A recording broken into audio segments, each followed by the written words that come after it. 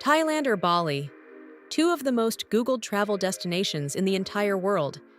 And if you've ever sat down to plan a Southeast Asia trip and tried to choose between them, you already know how impossible that decision feels. Do you go for the world-class beaches and buzzing street food of Thailand? Or the spiritual, villa-soaked magic of Bali? Today, I'm settling this debate once and for all. We're going head-to-head across every single category: beaches, budget, food, culture, nightlife, and getting around. So by the end of this video, you will know exactly which one deserves your passport first. Before we get into the rounds, here's something worth knowing. Thailand is an entire country, spanning thousands of kilometers, with a huge diversity of cities, islands, and regions. Bangkok alone is one of the great cities of the world. Chiang Mai is a completely different experience. And the southern islands? Dozens of them, each with a different personality. Bali, on the other hand, is a single island, one of over 17,000 islands that make up Indonesia. So we're not comparing apples to apples here. But here's the thing. Travelers constantly pit these two against each other when planning a first Southeast Asia trip. And that's exactly what today is about. Let's get into it. Round 1, beaches. And honestly, Thailand dominates this category. The Andaman coast is one of the most jaw-dropping coastal landscapes on Earth. Railay Beach near Krabi is only accessible by boat, surrounded by towering limestone cliffs and water so blue it doesn't look real. The Phi Phi Islands, Koh Lanta, Koh Rock. This stretch of coastline consistently ranks among the best in the world. Then you've got the Gulf Coast, Koh Samui for luxury, Koh Phangan for the party scene, and tiny Koh Tao, which is one of the best and most affordable places in the world to learn to scuba dive. Bali's beaches are beautiful, but they're not what most people picture when they imagine a tropical paradise. The famous South Bali beaches, Kuta, Seminyak, Canggu, have dramatic volcanic dark sand. Gorgeous for sunset cocktails and surf culture, but the water is murky, the currents are strong, and it's not great for swimming or snorkeling. If you want that turquoise water Bali moment, you need to make the effort to get to Nusa Penida, which is absolutely breathtaking, or head out to the Gili Islands. But those require extra travel time and planning. In Thailand, world-class beach water is practically everywhere. Beach round goes to Thailand, and it's not particularly close. Round 2, your wallet. In 2026, Thailand is generally around 20 to 40% cheaper than Bali for budget and mid-range travelers. Street food in Thailand is some of the best value eating on the planet. Pad Thai, mango sticky rice, fresh noodle soup, for $3 to $5 a meal. Local transport is well priced. Tuk-tuks for short hops, cheap buses, and trains for longer journeys, and incredibly affordable domestic flights connecting the whole country. A budget traveler can live very comfortably in Thailand on $50 to $60 a day. Bali has changed a lot in recent years. The provincial government has introduced a tourism levy, a mandatory fee for international visitors, and overall prices in the popular southern areas of Canggu and Seminyak have risen significantly. Eating and transport are still affordable, but accommodation costs are creeping up. That said, and here's where Bali punches back hard, Bali's villa culture is genuinely unmatched. You can rent a stunning private pool villa in lush jungle surrounds for the same price as a basic hotel room in Bangkok. For couples or groups splitting costs, Bali's villa experience offers extraordinary value that Thailand simply can't match. Budget round. Thailand wins for backpackers and budget travelers. But for anyone chasing that private pool villa experience, Bali delivers value that's hard to beat. Round 3, food. And this is one of my favorite categories, because both destinations are genuinely incredible. Thailand's food scene is world-class. Pad Thai, green curry, tom yum soup, massaman curry, fresh papaya salad, and some of the best mango sticky rice you'll ever eat. Thailand wins on sheer variety, availability, and value. Bali brings an entirely different food energy. Think gorgeous cafes, elaborate smoothie bowls, cold-pressed juices, and a booming plant-based food scene that's become one of the best in Asia. For health-conscious travelers and anyone who lives for a beautiful brunch, Bali's cafe culture in Canggu and Ubud is genuinely world-class. Food round is a genuine split. Thailand for the street food lover, Bali for the health-conscious foodie and cafe culture obsessive. Before we move on to the culture round, make sure to check the description below.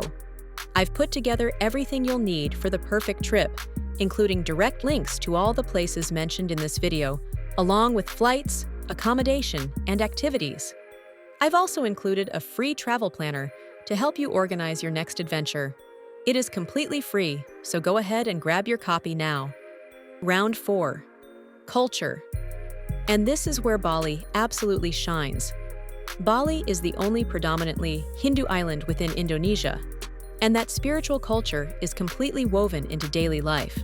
Everywhere you walk, you'll see women placing fresh flower offerings on doorsteps, temple ceremonies filling the streets with incense and gamelan music, and kakak, fire dances, performed against a backdrop of ocean sunsets at Uluwatu. There are over 20,000 temples on this single island. The spiritual energy of Bali is genuinely unlike anywhere else in Southeast Asia. In a single day, you could summit an active volcano at sunrise, wander through emerald rice terraces at midday, attend a traditional ceremony in the afternoon, and watch a clifftop dance performance at sunset. Thailand's cultural offerings are equally rich, just spread across a much bigger canvas. Bangkok's Grand Palace and Wat Pho are genuinely awe-inspiring. Chiang Mai in the north is a completely different world. Buddhist temples, hill tribe villages, elephant sanctuaries, and a cool highland atmosphere that feels nothing like the beaches. Thailand's festivals are bucket list material. Songkran, the water festival, is one of the greatest street parties on earth. Loi Krathong, the lantern festival in November, is pure magic. Thailand gives you diversity that Bali simply can't match, because it's an entire country. Culture round is another genuine split. Bali wins for depth, spiritual intensity, and that once-in-a-lifetime feeling. Thailand wins for sheer cultural diversity. Round 5. Nightlife. Thailand is the undisputed winner here. Bangkok's rooftop bars, the world-famous full moon party on Koh Phangan that draws tens of thousands of people every month, the clubs of Phuket's Bangla Road, the relaxed pub scene in Chiang Mai. Thailand covers every taste and energy level. Whether you want a sophisticated cocktail at a high-rise rooftop bar or to dance on a beach until sunrise, Thailand has it. Bali's nightlife is actually more impressive than people give it credit for. Seminyak has world-class upscale beach clubs, gorgeous poolside vibes with ocean views and great cocktails. Canggu has that younger, relaxed, surf-meets social scene energy with live music and a chilled-out crowd. And Uluwatu has those dramatic clifftop clubs that are genuinely stunning at sunset. It's just not as intense, as varied, or as accessible as Thailand's nightlife scene. Overall, Thailand wins this round. Round 6. Getting around. Thailand makes travel easy. Bangkok has a world-class public transit system.